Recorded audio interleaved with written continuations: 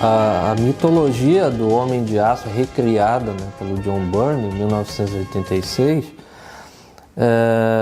ela já começa com uma pretensão, né? O Jor-El, né, nos seus diálogos ali, na iminência da destruição de Krypton, né, diante da perplexidade da esposa dele, em relação ao local para onde o cientista pretende mandar o seu filho, né, que ainda nem nasceu, diga-se de passagem, ele é um embrião conservado dentro de uma matriz genética, né, que o Jor-El está terminando de acoplar ao foguete que vai levar esse embrião para a Terra. Ele explica para ela que a Terra será para o filho deles, na verdade, um paraíso, porque a energia solar ela vai alimentar as suas células kryptonianas e ele vai se tornar quase que um deus, ou praticamente um deus, né? O Byrne elabora esse tipo de diálogo, exatamente assim. Ele será praticamente um deus. Então, quer dizer, o elemento teológico está presente aí com muita clareza, né? Mas, a meu ver, o Byrne ele reimagina essa trajetória, né, do Superman na sua história de origem, né, no sentido meio que de subverter esse discurso do Jor-El. Sim, literalmente o Superman, mesmo o Superman do John Byrne, que é um Superman que é revisado, melhor dizendo, né? Ele é revisado em relação a algumas características que o personagem tinha até então, né? Fazer coisas, né, extraordinárias, tipo viajar no tempo e coisas assim, utilizando seus poderes, né? Quer dizer, por mais que o Superman do Byrne seja um Superman menos poderoso, né, em relação a algumas coisas que o personagem podia fazer antes, ele claramente é capaz de coisas, né, que um ser humano normal, né, ou muitos seres humanos normais juntos não podem fazer. Quer dizer, isso certamente confere a ele um status sobre-humano, o que o aproximaria desse status divino, né? Mas é um Superman que, em termos de construção da identidade, de vivência social, ele abre mão disso. Ele abre mão disso e de tudo que isso representa em termos, provavelmente, da sua cultura de origem, né? Ele é, inclusive, alguém que, isso fica mais claro, né, no arco final dessa história do Homem de Aço, né, que foi feito em 6 capítulos e depois vai seguindo, né, durante todo o tempo que o Byrne trabalhou com o personagem, mas essas bases depois com outros artistas vai sendo seguida, né? Principalmente no final do arco, né, do Homem de Aço, ele faz questão de dizer que ele nasceu aqui. Inclusive o Byrne ele é muito inteligente quando ele faz justamente a matriz genética, né, em que o Superman veio, que parece um útero mesmo, né? Ele vem literalmente num útero artificial. Ele é bastante sagaz quando ele faz diante da Martha Kent o útero se abrir. Então é como se a própria Martha estivesse dando à luz àquela criança. Então ele se define no final do arco, né, como um terráqueo. Ele nasceu aqui e todas as pretensões dele é viver como humano entre humanos, né? O super-homem, né, isso que eu acho também mais instigante na mitologia do Byrne, o super-homem, o Deus, né, na verdade, próprias palavras do Clark Kent para os seus pais, né, ele não existe.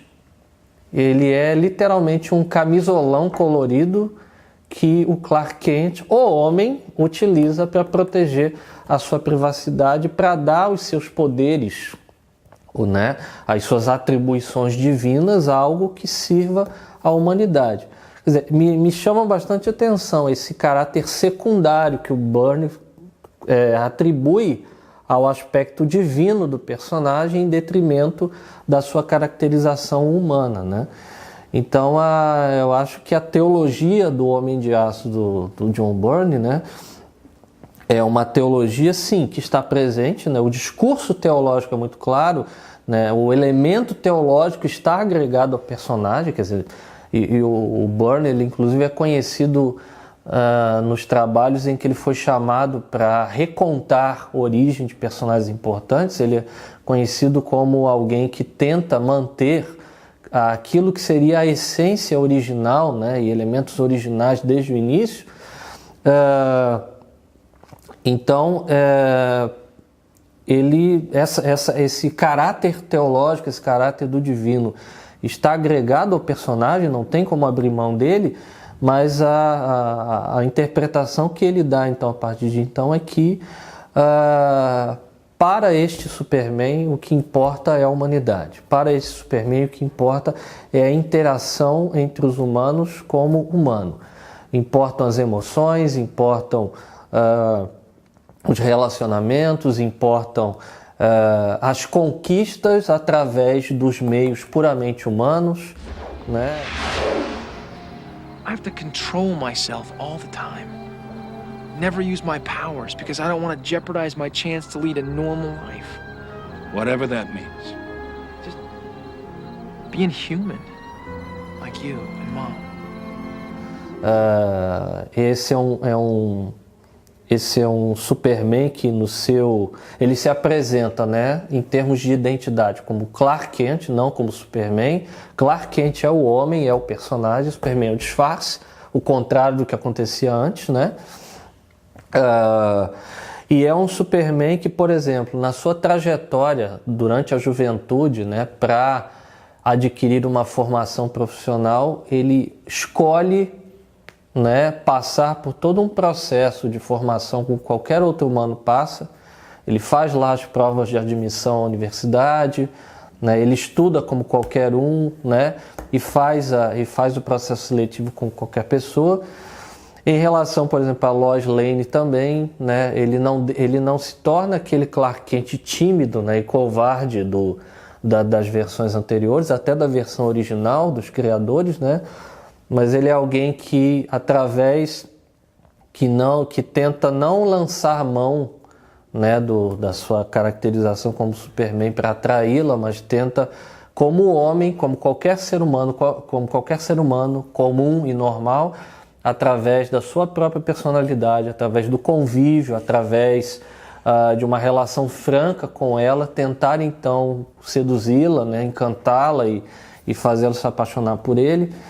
Então é um Superman que em tudo tenta viver, né, como humanos entre humanos, né, valorizando o humano como o essencial do herói, né, o humano como o fundamental do protagonista, né, da superaventura. E não simplesmente tornar o humano um coadjuvante, né? O Superman do Byrne, ele é, na verdade, um humano com grandes poderes. Eu acho que a gente poderia defini-lo dessa maneira. Rubem, mas ele continua sendo alguém que veio de um planeta distante. Tá, tudo bem, mas a maneira como, quando ele nasce, até a caracterização que ele, por criação dos seus pais adotivos e também por decisão própria, vai adquirindo, é uma caracterização de um humano normal, né? Só que é um humano que possui grandes poderes. E eu acho que ele se apresenta exatamente assim. Eu sou Clark Kent, eu sou humano. E eu tenho grandes poderes graças à minha herança, digamos, alienígena ou kryptoniana. Mas essa herança não é o principal na minha vida. Minha vida é a minha vida humana. Minha vida principal, o foco da minha existência é ser humano entre os humanos.